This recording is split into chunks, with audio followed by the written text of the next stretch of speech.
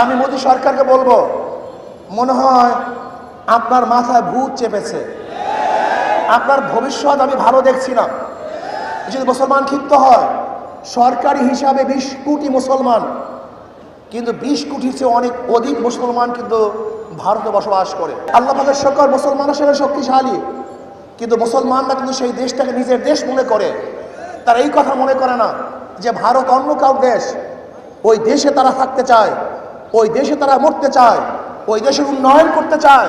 তারা মুনাফিক নয়, তারা দেশকে বিক্রি করতে চায় না। ভারতের হাজারো দেশপ্রেমিক মানুষ আছে যারা মুসলমানদের সঙ্গ দিবে, মুসলমানদের সাথে একসাথে কাজ করবে, মুসলমানদের সাথে একসাথে আন্দোলন করবে এবং মোদী সরকার উৎখাত করেই ছাড়বে ইনশাআল্লাহ।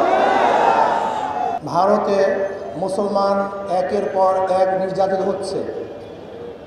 কাশ্মীর অবৈধভাবে দখল করেছে, হায়দ্রাবাদ